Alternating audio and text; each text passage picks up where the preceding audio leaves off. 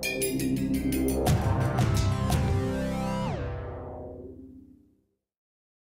is my distinct pleasure to introduce this morning's speaker, Rob Walker, one of my colleagues in the Department of Anthropology. Professor Walker received his PhD from the University of New Mexico in 2004. Before joining our anthropology department in 2009, he taught at UCal Santa Barbara as well as the University of New Mexico, and he held research appointments at the University of Colorado, Denver, as well as the Max Planck Institute for Evolutionary Anthropology in Leipzig. Dr. Walker is incredibly productive with a research record that covers a broad spectrum of related topics, from reconstructing cultural histories using methods based on language connectedness, to understanding cultural variation among hunter-gatherers, to understanding life histories, to analyzing patterns of warfare and other forms of violence. One recent paper written in collaboration with Drew Bailey, a graduate student of the Department of Psychological Sciences here, examined body counts in lowland South American violence. Another written in collaboration with Mark Flynn of NU's Anthropology Department looked at the evolutionary history of hunter-gatherer marriage practices. But perhaps his most important work, at least in my mind, was as part of a large collaboration involving anthropologists and other investigators from numerous universities, Arizona State, Durham, Utah, Washington State, SMU, and Stanford, that looked at residence patterns and social structure across a spectrum of hunter-gatherer societies.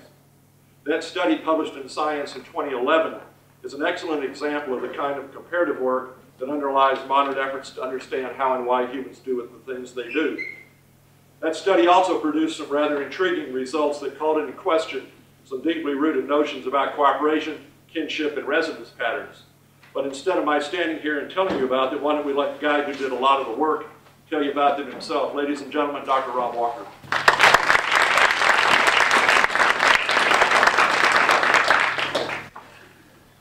Okay, thank you very much. So, I would like to sort of continue some of the amazing talks we had yesterday, really sort of pushing the boundaries in terms of what we mean by kinship and how different domains of humans have really pushed the envelope in terms of expanding sort of this wider kinship networks. And we had Dr. Thompson tell us a great talk on multiple mothers.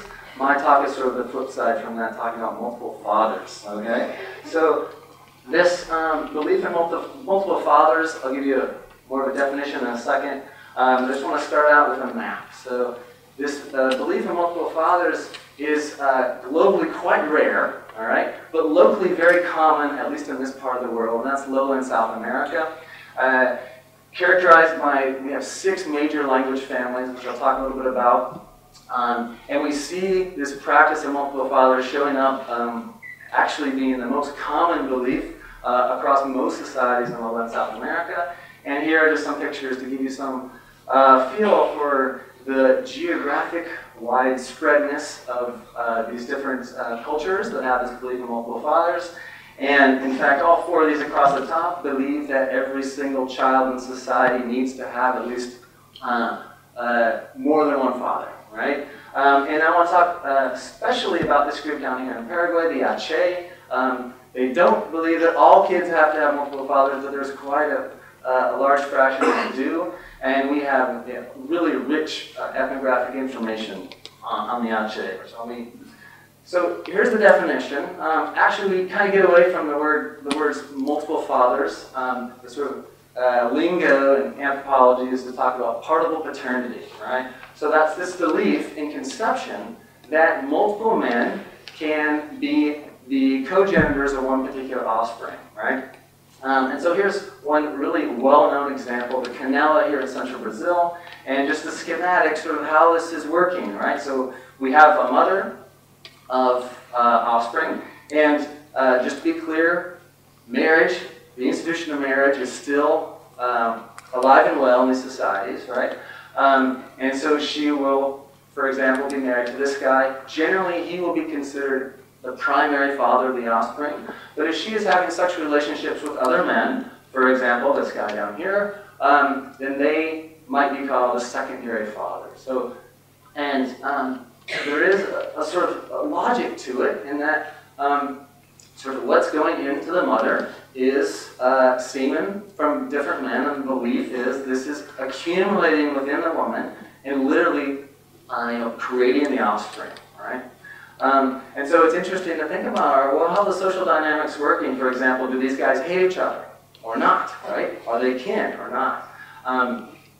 And in many places, the mother has sort of the role, usually around the time when the offspring is born, to say, okay, essentially points out who these secondary fathers are. Usually it's already implied that whoever she's married to is the primary father, so she needs to sort of point out one or more men as these secondary fathers, right? And so I really got interested in this topic. In some ways it might sort of fly in the face of some traditional notions of why we have marriage in the first place, right? In terms of investment in children, where you would you expect a man to have a reasonable degree of certainty that actually are the fathers. In a sense, this is splitting that up. And the pie now can be split up amongst multiple fathers, right? So here's the general theme, right? It's a gradual process. You can ask these old grandfathers, and they will tell you, yeah, it's a whole lot of work to make these babies, right? They're 2-3 kilos in size. That's a whole lot of semen that has to accumulate, right? No way just one guy can do that all by himself, right? He had to have help. So it's hard work. So that's the general theme we see across the lowlands, right? It's really widespread, and like I said before, very sort of outside the lowlands, almost unheard of. There is a good deal of variation sort of around this general theme, right?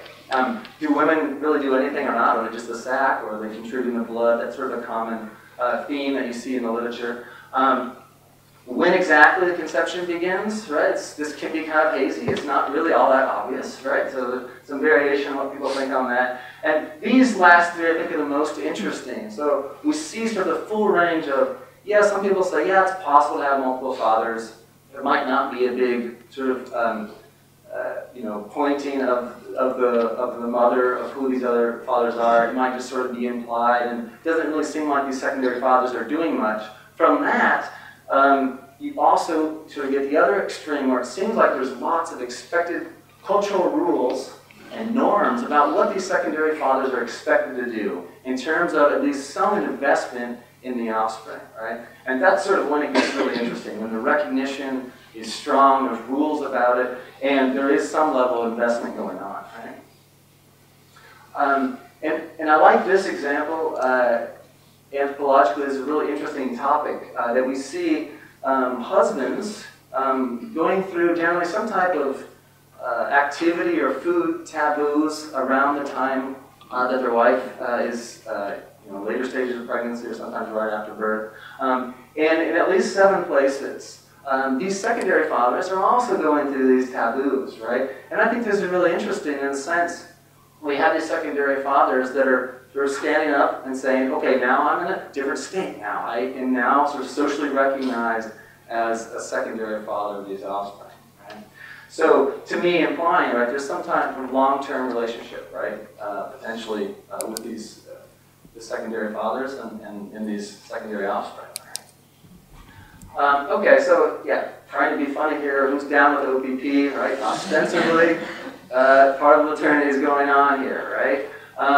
And I spent a lot of time trying to systematically as many ethnographies as I could, trying to talk to other anthropologists, pick their brains about, all right, does your group actually practice this or not? And here is, I sort of keep a running count, this sort of changes all the time. But here is, so these are each counts of ethno-linguistic groups, right, or cultures or languages, right? And I've broken them down into these 6 major language families, and the other category here is the linguistic isolates and small language families, right? So here's the count, right? So partial paternity, especially in these, these top 4 language families, relatively large language families, it's the, right, minority opinion here. And the total count here almost 3 times more common than what we thought was the human standard here of 1 child, 1 father, right? So it's extremely common. We do have some exceptions in here which are pretty interesting, right? But like I said, widespread across all these language families, geographically, linguistically, very common across the lowlands. One nice little trick we have to sort of work out the evolutionary history of any cultural trait, really, but it works out pretty nicely here for partible paternity, is to reconstruct, since we have a linguistic phylogeny that ties together all these different societies, it's very analogous to the way an evolutionary reconstruct something about, morphological evolution or something like that across species. We do something very similar here across human cultures, where we use language to create a phylogeny, sort of a hypothesis of how people are related back into time. And then we do a reconstruction. In this case, part of paternity here is all in orange, and the black here is singular beliefs, right? And so this giant chunk here, which we call Tukai-J, right, which is actually 3 language families altogether, you see how common it is, right, to have partible paternity in one interpretation here. Well, maybe this goes back to some last common ancestor amongst these 3 large language families, right? If that's true, we can sort of tentatively date these, the node of this language phylogeny. It's probably at least 5,000 years old, right? So one interpretation here is that, maybe going back 5,000 or plus years, someone came up with this idea of partible paternity, and as there was dispersal across the lowlands, and these are all mainly horticultural or manioc-based expansions, but they spread this idea of partible paternity with them, right? Now we do have some reversals here, right? People that have recently potentially lost this belief, and it's a little bit hard to figure out what exactly is going on. We do know Europeans show up and they're bringing with them their prudeness, essentially, right? And we have missionaries showing up, and these acculturation processes a lot of times can very quickly, we lose this institution of partible paternity and sort of go back to more of a nuclear family type system, right? So, yeah, I don't mean to be offensive when I use these words, prude and promiscuous. Journal reviewers don't allow you to use these kinds of words, but I like them because they're kind of catchy. I just want to be clear that I'm not actually trying to be offensive. Well, I'm just trying to offend everyone equally, I guess. But by promiscuous, of course, we're not trying to imply any type of chimpanzee-like mating system, right? There is clearly lots of, there's, in most cases, right, a restricted number of individuals that you will actually have these sexual relationships with, right? Mate choice is alive and well, of course, for both males and females, right? But it does seem to be the case. I think we can put human societies, maybe in general, certainly these lowlanders, in some type of continuum here from being rather prudish in their behavior to being much more promiscuous. And by that I simply mean there's a higher frequency of extramarital affairs. And in the partible paternity case, it may be universal, meaning that all the kids are sort of expected to have multiple fathers. And in this extreme here, we see cultural rules that in a sense, enforce or promote these extramarital affairs. It's considered good and proper to have multiple, and something multiple affairs outside of marriage, right? So it's sort of an orthogonal, in some cases, institution from the marriage one, right? It's including different individuals, right? In case of polyandrous marriage, right, the institution of marriage and partible paternity might go together, right? So if one woman is married to an older or younger brother, they're generally both going to be considered fathers, right? So she's married to both of them, right?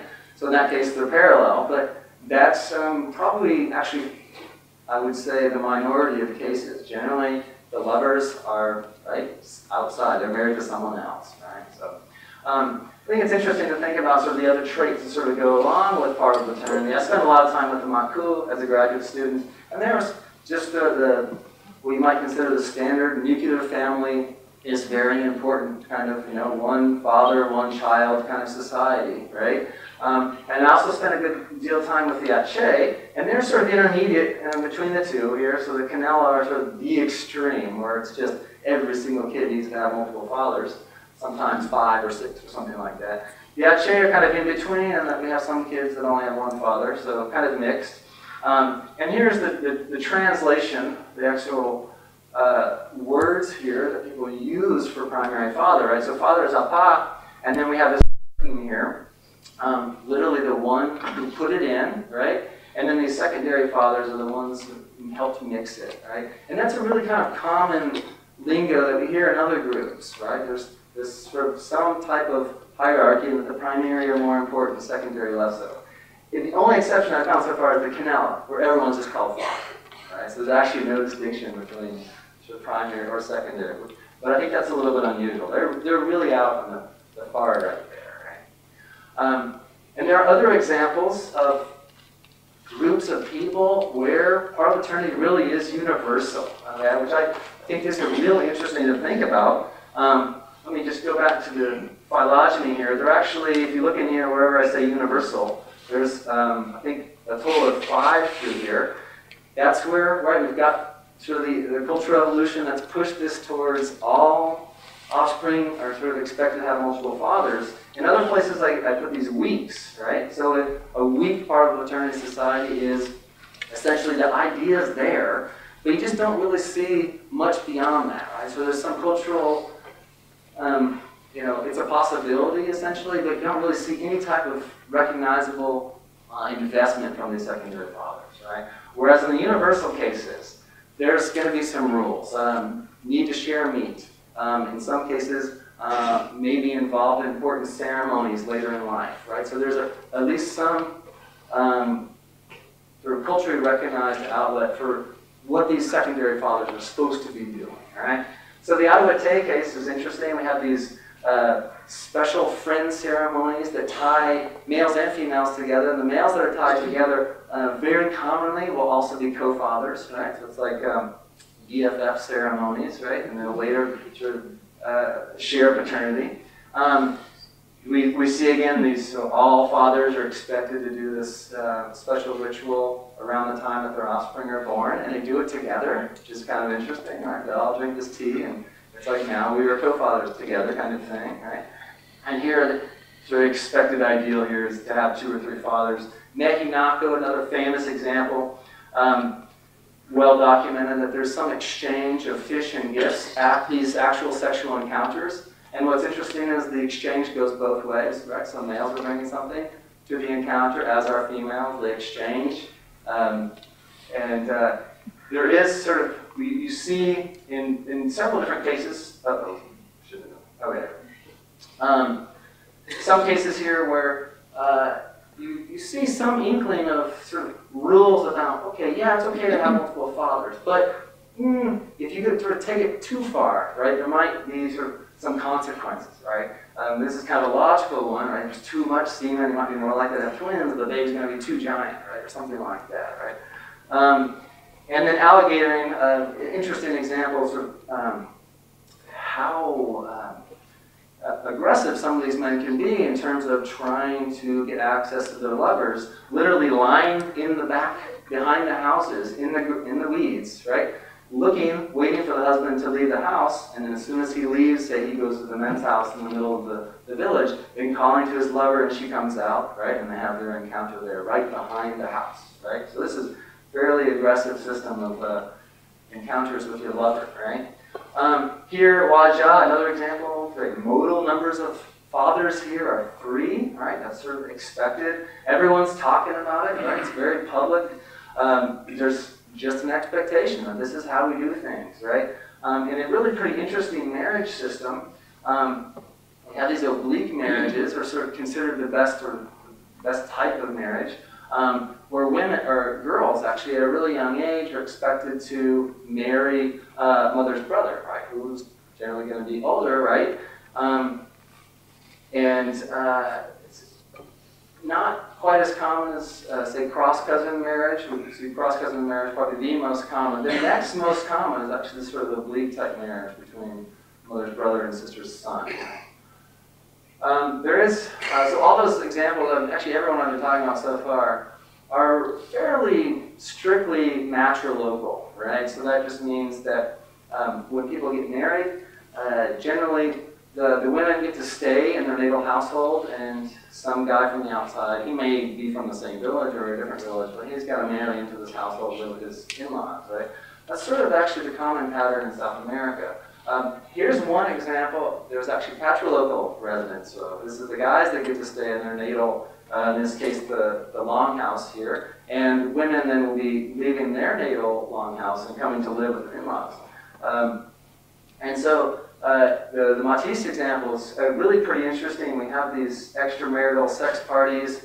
I won't go into too many details. I keep this rated PG. But essentially, it's a sort of ritualistic separation of married couples, right? So you get them separated, and then that's when the real party begins, essentially, right?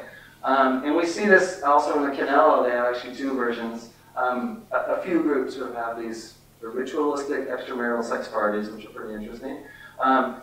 Interesting marriage pattern as well, where you have these young girls, so it's patrilocal, right? So these young girls have to leave their longhouse at a pretty young age and go and live with mother's brother. There supposedly are some sexual relationships going on with mother's brother, but really who she's going to marry is her cross cousin, right?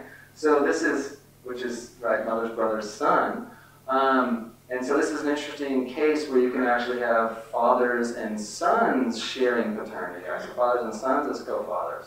I think maybe rare. That might be the one example I've seen so far, right? And this is a really bad insult in Matisse land, right? Being too stingy with your genitals, right? So this is sort of a cultural rule that it's good to be promiscuous, right? You don't want to be too stingy, especially with these cross cousins, right? So this class of cross cousins who are the most important people to be having sexual relationships with, right? And you see this sort of type of insult being hurled at people sort of across different societies, which is pretty interesting. Right? And the Canella, I love the Canella example, it's just the most extreme. Here we have a moiety system, so this beautiful wagon wheel of a village is split down the middle, and then men, when they want to get married, are expected to go and marry the other half, right? So they'll up and leave. All fathers, again, going through the kuvad, and I think I mentioned already, this is the one example I could find where there's just one king right here for father, right? There's just a whole bunch of them, which is kind of interesting. And I think most people would say this seems to be the most universal sort of part of paternity in the sense that you have the sort of most rules and obligations that these, in this case, they're really called fathers, right, are expected to actually do at least some type of investment. But on the ground, I think it's fair to say that there's still the primary father, whoever's married to mom, who's really doing the bulk of the investment. And then what these secondary fathers are doing is relatively low investment in comparison to what the primary father's doing. So that's sort of the background. Maybe we'll have some ideas rolling about what's going on with this, right? We have a number of hypotheses that have been proposed. These are two books that are written on Partible maternity, the only two, actually. And this one here by Beckerman really takes a female perspective on this, points out that both places where we've actually got pretty good data on the survivorship of offspring, they both show that you get higher survivorship with having a primary and a secondary father. Right? So those kids have higher survivorship. So the perspective here being, well, this works really well for women, right? Because you can simultaneously, do some gene shopping, right? It's a little, in the traditional sense, it's really literally a mixing of genes from multiple men, right? But from a biological sense, there is sort of more of ability to do gene shopping as well. And if you can get multiple investors, right? So these co-fathers actually do something to help you raise your kids, which this result is suggesting, right? Then we can see how this really works well from a female perspective. And then Shapiro here really tried to fight back against this idea, right? He goes so far as to call it an ethnographic fantasy. And his perspective is that really we should be able to, I think he sort of interpreted this as an assault on, the tradition of marriage in a sense. And that really this could be completely explained by essentially the institution of prostitution, right? So there's just an exchange of sex for resources between men and women. And that's nothing to get excited about, was essentially his perspective, right? So then we took this and tried to develop a list here of different hypotheses, of which the first is Shapiro's idea, that there is potentially sexual resources for sex, depending on you have a female or a male strategy here, right? So this is the female hypothesis, this is the male, right? And I've sort of come to the conclusion that we really kind of have to think about benefits from both the female perspective and from the male perspective. And in some cases, they might ally at least to some degree, right? But of course, not always, right? So this multiple investment, this is really Beckerman's, so he was really pushing this in his book, right? But we can imagine there could be social benefits, there could be gene shopping benefits, and I like this idea a lot with this life insurance policy. In a sense, it kind of works for both males and females, right? Because if guys are risky, they might die. I'll show you in a second. Really high rates of warfare in South America essentially maybe make guys really risky in this part of the world. If he dies, right, and you have young offspring, a lot of places like in Aceh land, that puts that kid at a huge risk. In some cases, young babies might be thrown in the grave with their fathers, right? But if there's a secondary father that can step up and say, all right, I'll take responsibility, right? And in a sense, he already is taking responsibility. He's a secondary father, right? Then it's sort of an easy transition. One male dies, right? And then this wife and kid, sort of just switch to the co-father, right? So we have some different ideas here. To be honest, the only hypothesis I want to try and reject is this first one, right? Because I think the prostitution argument, in a sense, it could be true, right? But if you take it the way Shapiro framed it, it's very much sort of a short-term exchange, right? So prostitution, the way we think of it, is just being sort of here and now kind of thing.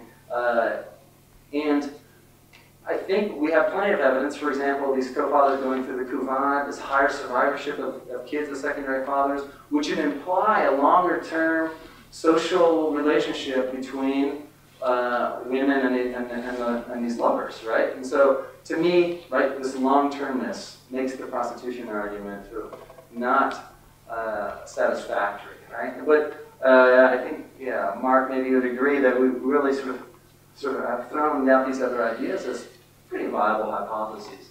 Now, I think this is interesting here. I'm not sure if these are all correct here or not, but the relationship amongst co-fathers might be offering us some clues as to which hypotheses we might should favor or reject here. I'll talk about that in a second. So, yeah, I just wanted to prove to you, I put together recently all the 11 studies that actually documented cause of death in these lowland South American societies.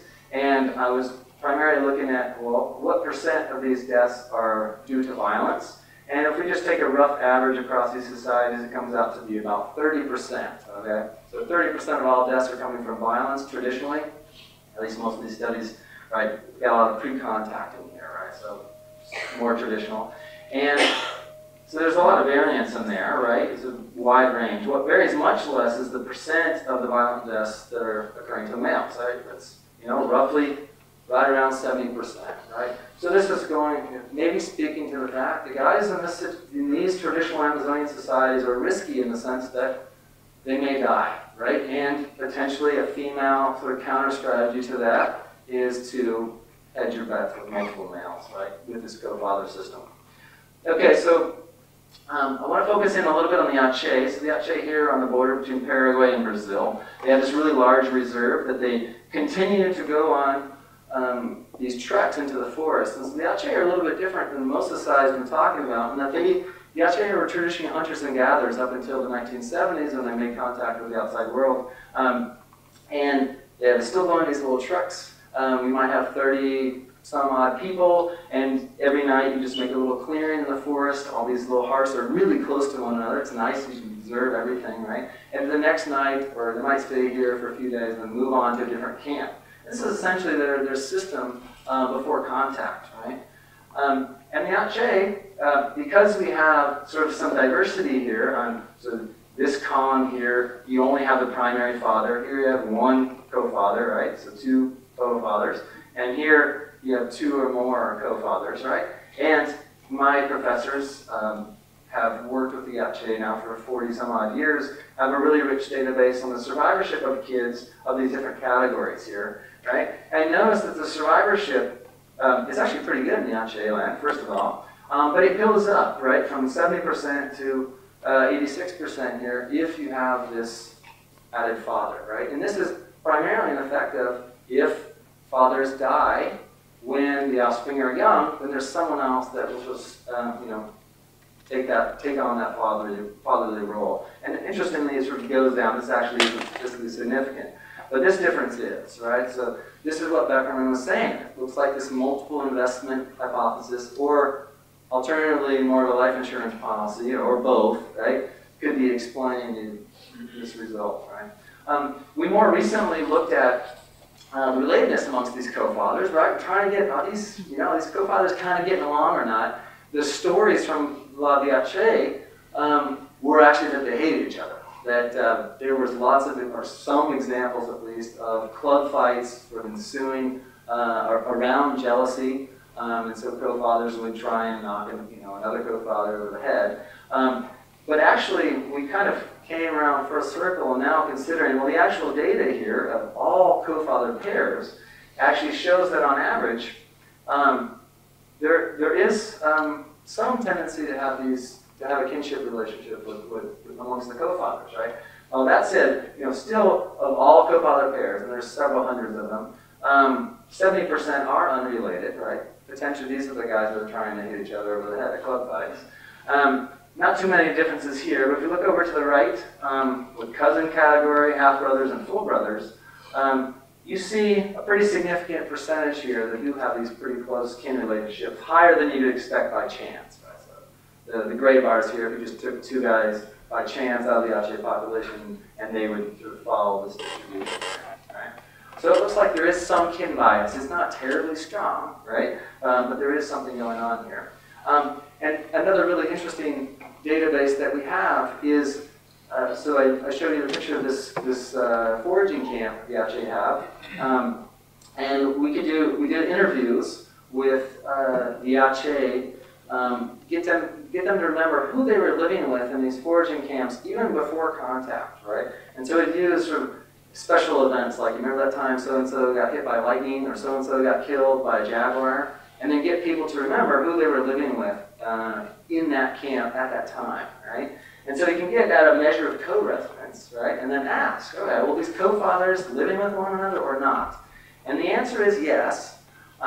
So there's going to be a relationship between relatedness and co-residence, right? Kin more likely to live together, that happens. And then both of these are also predicting whether or not you're a co-father, right? So I already showed you the relatedness relationship in the last slide. There's also a relationship with co-residence. So co-fathers, and these hold while controlling for the other, right? So co-fathers are both more related and more likely to live with one another. To me, this is signifying, like, these are affiliative type relationships, right? At least on average, right?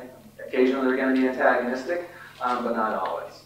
So to sort of sum up here, I think to be fair, we need to think about multiple dimensions going on here. There's a male versus female perspective in different places. It seems to be sliding us sort of to the left or the right in this proved promiscuous scale, right? Which might be overly simplistic, but I think it's a good place to start, right? Wow, this is, I think Beckerman really had it right. This is, having your cake and eating it too, in a sense, right? You can gene shop, get multiple investors and a life insurance policy all in one. That's pretty awesome, right?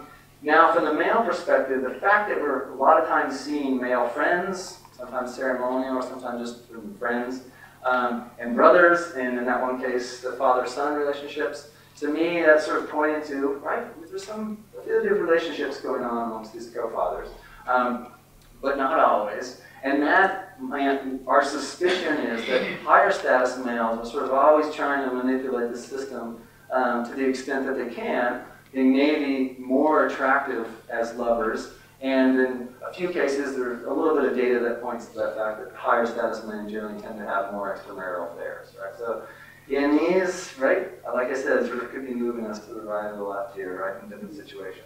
Now, so the $64 million question here is, why Amazonia, right? If this is so great, right, why aren't we doing it, right? Or, why don't we see it in other places around the world? And this is sort of really in the early stage here, but there are some maybe special suite of traits that we see in the Amazon that might be promoting, right, what we might be considered here the bargaining exchange of parentage here, right? So any of these might be found in different world regions, but the combination of all of them together might be relatively unique for the Amazon, right? So we got a lot of warfare, so males are really risky. We don't have inheritance of land, we don't have much livestock to speak of, right? And in those cases, males would be expected to be much more worried about getting those resources down to their actual offspring, right? So we don't really have much stuff to be inherited here in the lowlands, right? What is important is kinship, right? And sort of social capital writ large. And potentially people are using, both males and females, using these co-father relationships in a strategic way to expand their kinship networks in a sense, right? And then this patrilocal resonance, I think probably there's a really strong relationship, at least, between matrilocality and belief in partible paternity, potentially because women are enjoying more sexual autonomy, right? If they're around their close kin, right? Parents, sisters, and others, right? In the situations where you have to leave your kin, especially if you're going someplace else where you have much less kin support, then in those cases, a lot of times at least, sort of not in the Matisse example, of course, but in a lot of places, certainly around the world, you can think of how the patrilocal system then can constrain sort of the sexual options for females, right? Okay, so I have a few colleagues here to thank, especially Mark Flynn, who's in the audience, and some funding sources that sort of help support this, most importantly here, MU Research Board. And I would be happy to field any questions or testing ideas for hypotheses. That would be really cool too. So, thank you very much.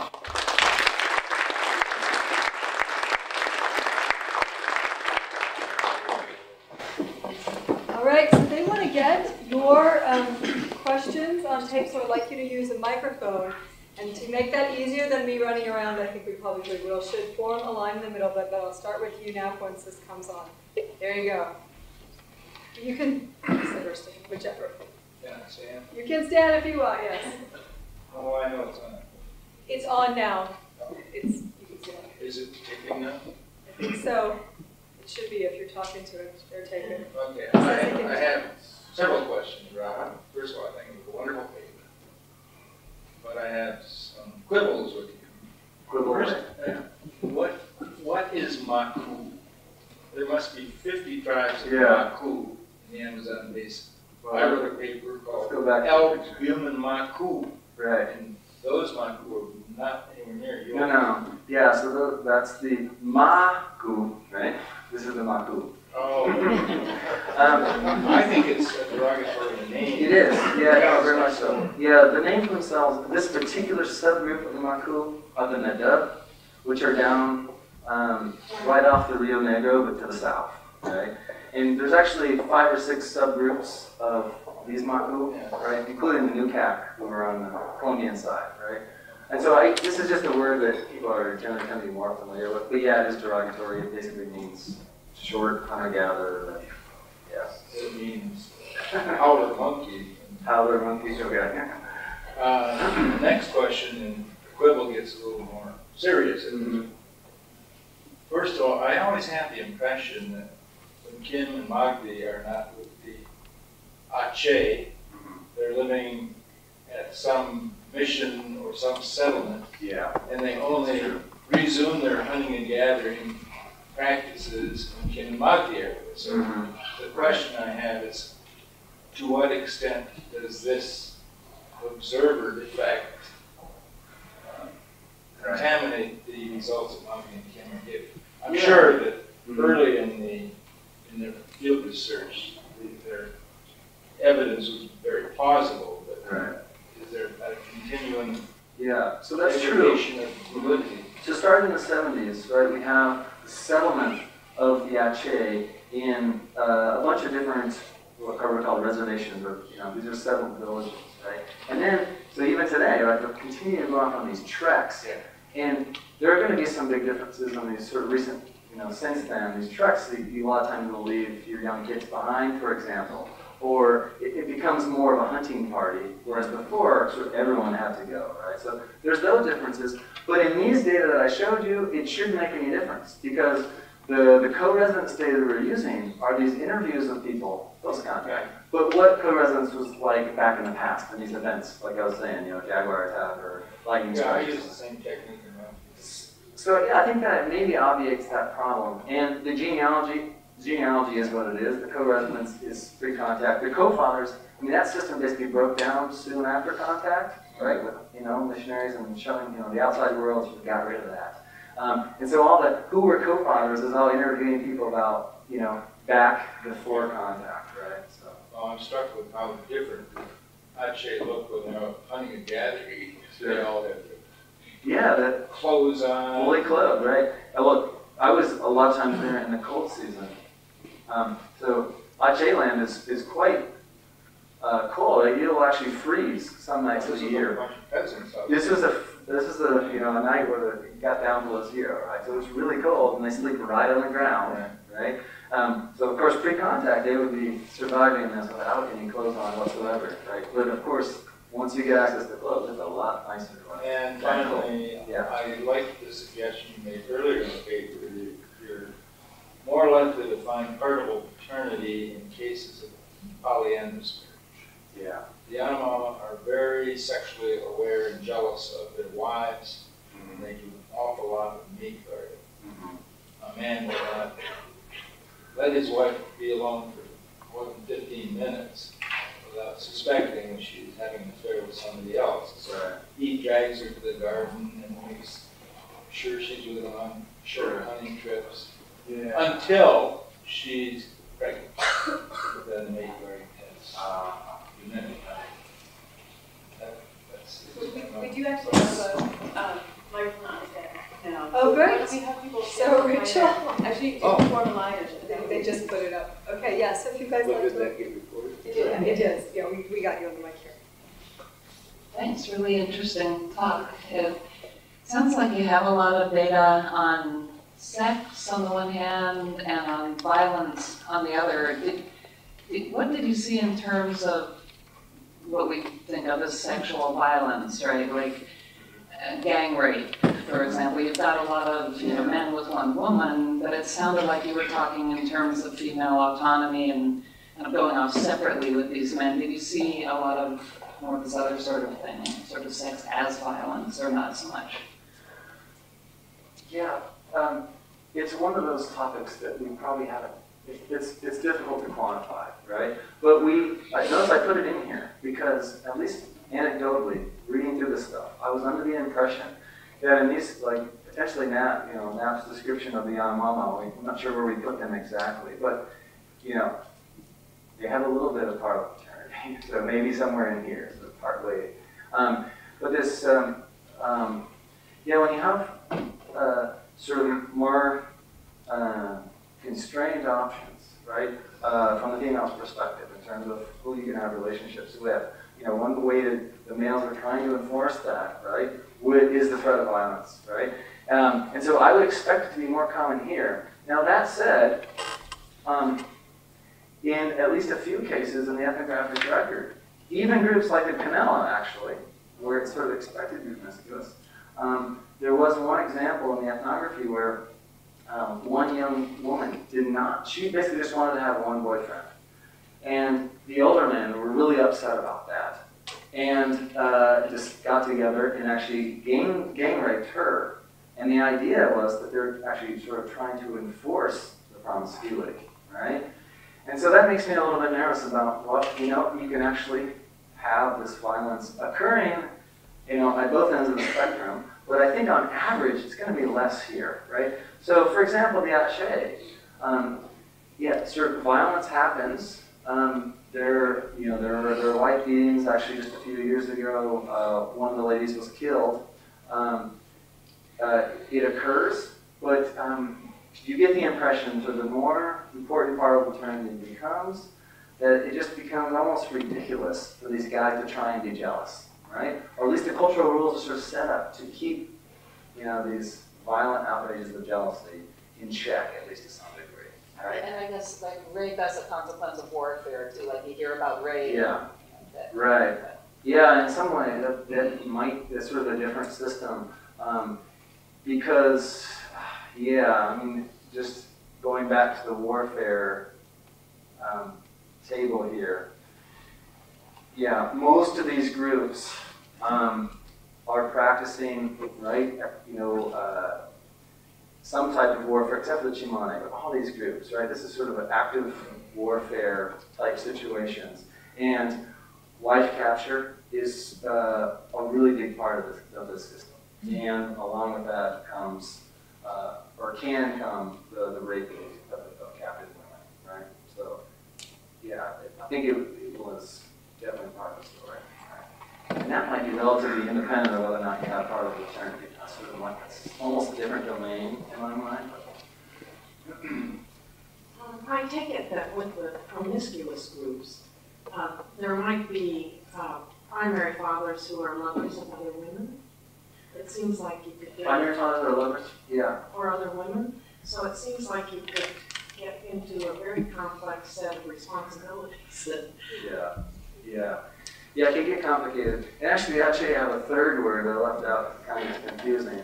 And this, it's basically apa, and in the descriptor there is, okay, this is a guy that's married at the time of the birth of the kid to mom.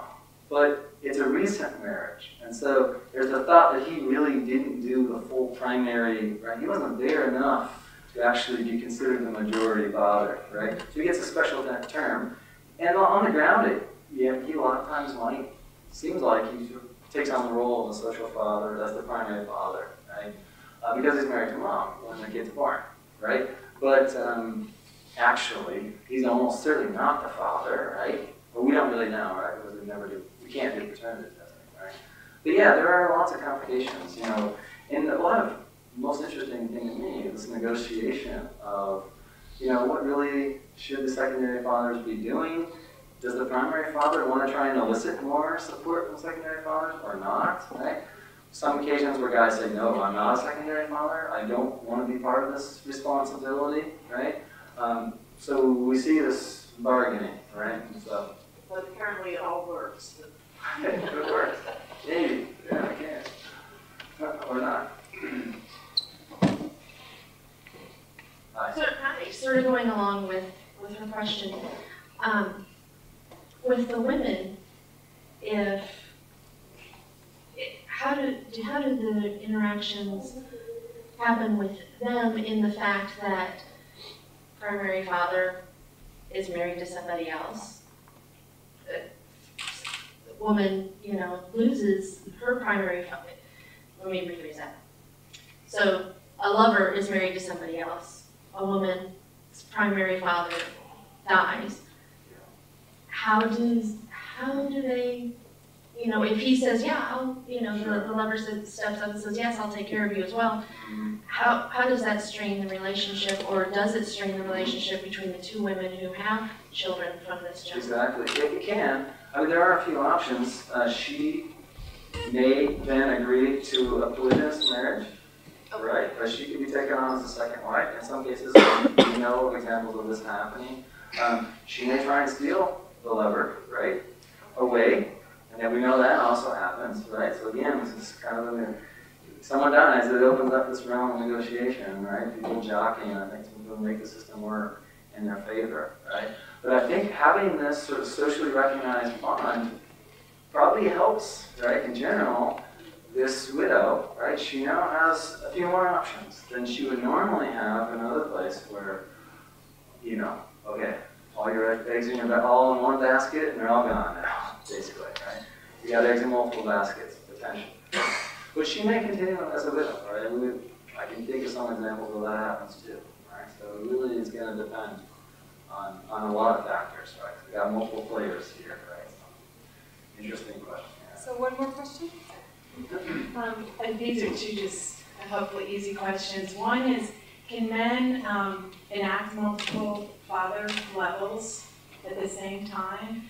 And also, is that secondary father role always linked with like the pre-birth and birth? I mean, is it always linked with this presumed appearance of genetic contribution? Or can that secondary father role be assigned after there's any idea or evidence of that contribution? Right. I think, yeah, I mean, the way we simplify it, right, this can get pretty crazy, is that in general, like, so I'm thinking the majority of cases just works out well. That, okay, there's, marriage to this primary father that encompasses most of the conception period, right? And so he's just going to take on this primary role. But yeah, it just is never that neat. A lot of times it won't be that neat, right? And so you can think of some examples where it's sort of not really clear if it's primary or secondary, right? I mean, there could be, in the Ache case, right, especially with youngsters, right, we're talking about a pretty high rate of divorce. Average, pre-contact, you would have something like 10 or so spouses on average, right? A lot of those are when you're young, so you're switching mates pretty quickly, right? So that, sort of, if you have a really sort of quick marriage window, it's not something that times going to be very clear, right, who's primary versus secondary. And there, I think, in some cases, you're going to have negotiation then between the actual fathers, sort of, all right, let's work this out, right? I forget your first question, I'm sorry. Just about if men can enact multiple levels of fatherhood at the same time. Well, certainly it's very common to be, so your primary father with the offspring of whoever you're married to, right? And then secondary father of, somebody. So your lovers. Okay. That's land. I mean, in Canoa land, you are potentially, your average male is going to be a primary father of a bunch of kids, right?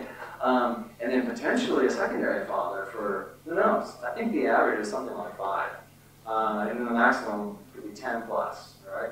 So that's, it's pretty diverse in that sense, right? Thank you. Yeah. Thank you very much. So a wonderful talk. Thank you. Thank you to the speaker again, Rob Walker.